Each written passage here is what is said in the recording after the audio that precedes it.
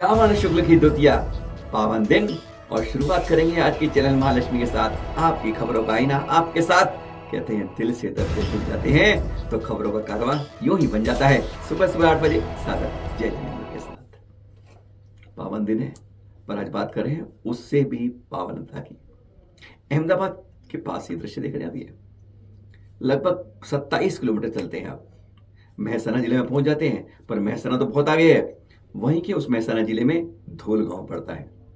रमेश पटेल जी और छोटा सा घर है, कोई बड़ा घर नहीं है।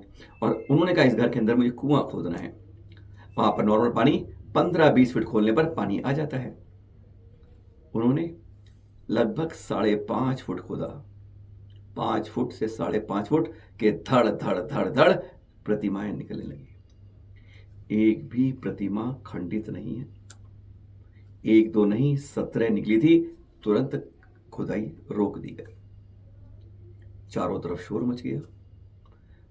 छोटी से घर में बड़ा महल निकल आया।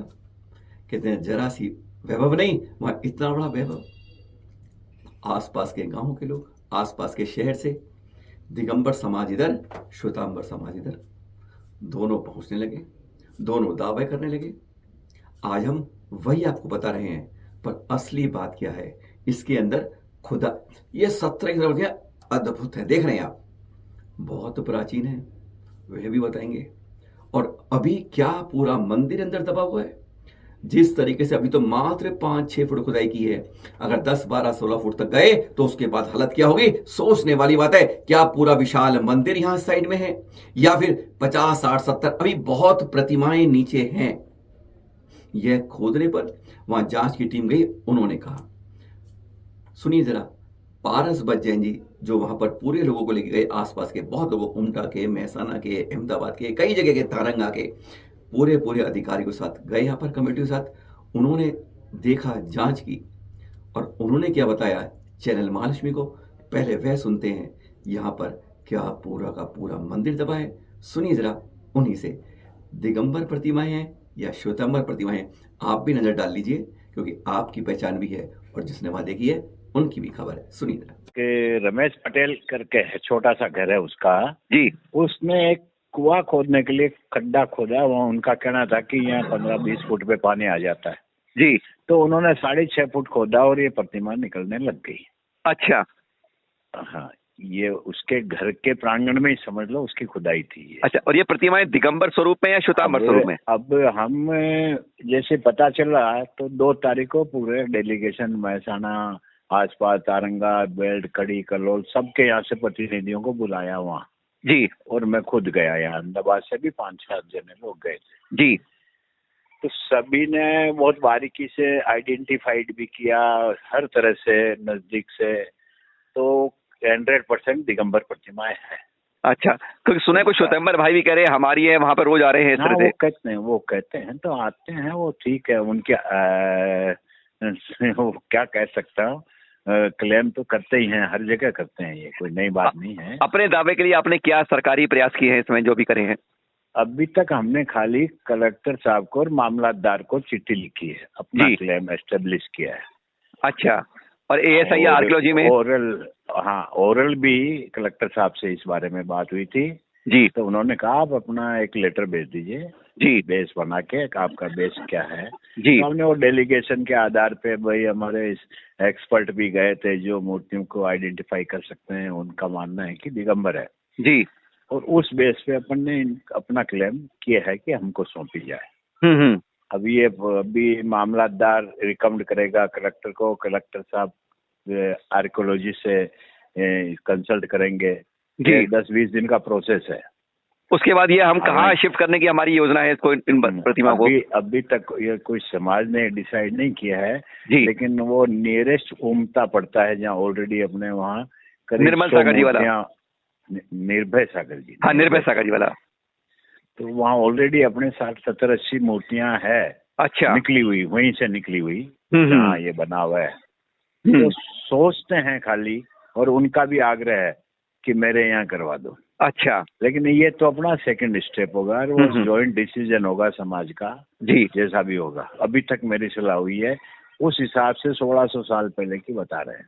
मतलब 4वीं, 4वीं, 5वीं सदी की है मतलब।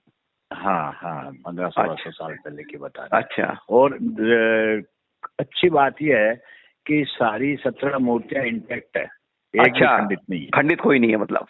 हाँ, थोड़ी वो दबी रहने से रफ होगी, रफ है, लेकिन खंडित नहीं है एक भी। तो क्या लगता है कोई मंदिर वंदिर की है ये, मतलब किसी की कोई मंदिर वंदिर था आसपास? 100% वो तो अब और ही, अभी तक तो 7.5 फुट ही खुदाई हुई है इसकी। आगे होता है तो मंदिर भी निकल सकता है, 250 मूर्ति और भी निकल सकती है। अभी तो उसको होल्ड पे रख दिया अपन ने, अभी रोक दिया उसको। अच्छा। हाँ, लेकिन ये बाद की बातें हुई। फिलहाल तो अपने जितना जो कुछ भी है उस मैटर को अपने फेवर में कैसे करें उसमें दिमाग लगा। स्पष्ट सुन लिया आपने। यह 17 की 17 दिगंबर आमनाओं की प्रतिमाएं हैं, लेकिन जैसा उन्होंने कहा कि हमारे दूसरे भाई फटाफट पहुंच जाते हैं अपने अपने दावे लेके, अपना अपना बदलने के इतिहास के लिए। आज फिर हम दोहराते हैं, किसी भी प्रतिमा का स्वरूप को मत बदलिए। जैसी प्रतिमा है उसे वैसा ही रहने दीजिए। वही हमारी मूल संस्कृति, हमारी प्राचीनता की पहचान है। कब की बता रहे हैं? 4वीं-5वीं सदी की ये प्रतिमाएं हैं, आज से 1600 साल पहले की। जो आप देख रहे हैं, जिसके ऊपर जो वर्ष लिखा हुआ रहा है, वह अभी पढ़ने के लिए हमने कईयों को दिया है। अभी उसकी जानकारी स्पष्ट रूप से नहीं मिल पाई है हमें कि इस पर, इन प्रतिष्ठियों पर क्या लिखा हुआ है। और एक खोज से मालूम चलता है कि क्या यहाँ पर एक पूरा का पूरा विशाल मंदिर दबा है, यहाँ पर जैन संस्कृति का वैभव था आज से 16 साल पहले, या फिर किसी मंदिर की प्रतिमाएं लाकर यहाँ दबा दी गई हैं। क्योंकि यहाँ कहा गया है कि यहाँ मूर्तियों का, वैभवता का खजाना ही खजाना दबा है। वर्तमान में खुदाई रोक दी गई है, क्योंकि इस बारे में भी कलेक्टर के पास जानने के लिए, पहचानने के लिए, ASI से पहचान के लिए जांच जारी है। गणाचार्य श्री विराग सागर जी महामुनि राज, उनकी समाधि हुई। आपको मालूम है, उस स्थल पे एक प्रतीक समाधि स्थल पर बनने को तैयारी हो रही है, पर वहां तक जाने का रास्ता कच्चा है, रास्ता नहीं। अभी जब अनेकों प्रांतों से भक्त इकट्ठा हुए तो महाराष्ट्र के कैबिनेट मंत्री अतुल सावे जी भी आ गए। अनुरोध किया गया, उन्होंने बताया कि महाराष्ट्र में भी आचार संहिता लगने वाली है और वह इसका प्रयास करेंगे कि यहां तक कि पूरा रास्ता बनवा दिया जाए। सुनेंगे आप, तब आप लोगों को जाने में सुविधा हो जाएगी। सुन लीजिए जरा कैबिनेट मंत्री अतुल जी ने क्या कहा। ऑलरेडी उसका हमने कलेक्टर को पत्र भी दे दिया है, सैंक्शन भी हो गया। जल्द से जल्द अपन कोशिश करेंगे कि हमारी आचार संहिता लगने पहले रोड का काम चालू हो जाए और यहाँ पे सभी भक्तों को जाने की अच्छी सुविधा हो, यही कोशिश करेंगे। फिर एक बार चतुर्मास के आप सबको शुभकामनाएं देता हूँ। धन्यवाद। दीक्षा से पहले गोद भराई की रस्म, जी हाँ, एक परंपरा है। विभिन्न जगह जाकर संतों से आशीर्वाद लिया जाता है और समाज गोद भराई करता है। ये देख रहे हैं आप, दीक्षार्थी नीतू दीदी और प्रियंका दीदी। हाँ, समझ गए ना, आचार्य शिव विहार सागर जी चतुर्मास कर रहे हैं शिखर जी में। बस इन दोनों की दीक्षा आगामी 12 अक्टूबर को दोपहर लगभग 1:45 के आसपास समय शिखर जी में होगी।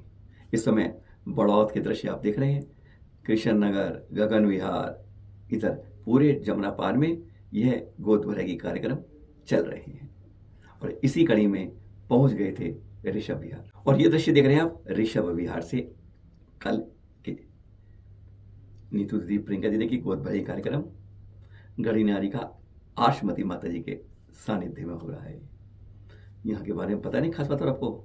जी हाँ, हरियाली तीज, मोक्ष सप्तमी के लिए 7 अगस्त को मेहंदी सजाओ भजन कार्यक्रम जो है ना, जिसमें सोने चांदी के सिक्कों की बरसात होने वाली है, बस उसकी भी तैयारी करते रहिए।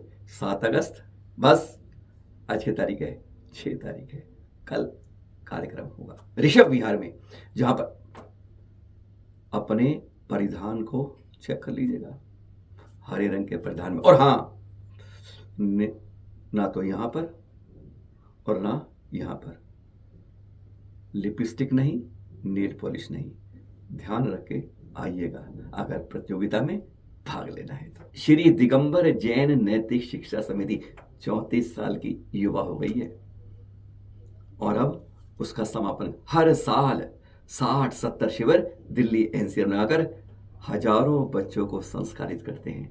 जो काम माँ बाप को करना होता है वह आज एक संस्था यहाँ पर करती आ रही है पिछले 34 सालों से।